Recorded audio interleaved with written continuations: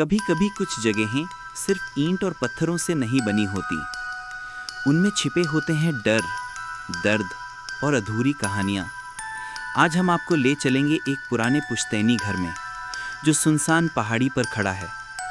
लोग कहते हैं वहाँ रात के सन्नाटे में एक सफ़ेद साया भटकता है, जो किसी को नुकसान नहीं पहुँचाता, लेकिन उसकी मौजूदगी ही रूह तक कंपाने के लिए काफ़ी है।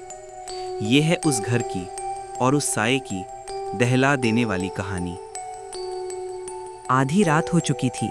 चांद बादलों के पीछे छिपा हुआ था और हवा तेज चल रही थी। मैं अपने पुराने पुश्तैनी घर में अकेला था, जो शहर से दूर एक सुनसान पहाड़ी पर था। ये घर काफ़ी पुराना था और इसके बारे में कई डरावनी कहानियाँ मशहूर थीं।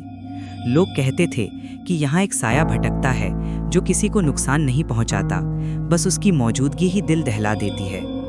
मैंने इन कहानियों पर कभी यकीन नहीं किया, लेकिन उस रात मुझे अजीब बेचैनी महसूस हो रही थी। मैंने खिड़की से बाहर देखा।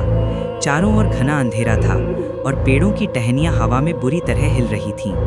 अचानक मुझे घर के सामने वाले पुराने कुएं के पास एक हल्की सी रोशनी दिखी। रोशनी बढ़ती गई और फिर वहाँ एक परछाई नजर आई। वो परछाई एक औरत की थी, जिसने सफ़ेद कपड़े पहने थे।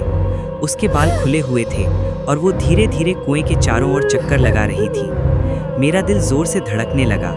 मुझे याद आया कि गांव के लोग कहते थे कि इस कुएं में एक औरत ने सालों पहले आत्महत्या कर ली थी। मैं घबरा गया और मैंने खिड़की बंद कर दी, लेकिन परछाई अब भी दिखाई दे रही थी।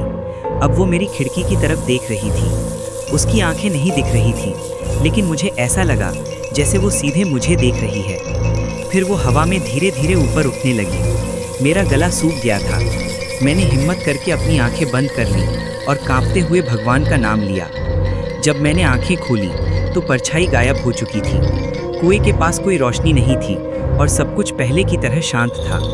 मैं पसीने से भीग चुका था और मेरा शरीर ठंडा पड़ गया था। मैं उस रात बिल्कुल नहीं सो पाया। अगले दिन सुबह मैंने तुरंत वो घर छोड़ दिया।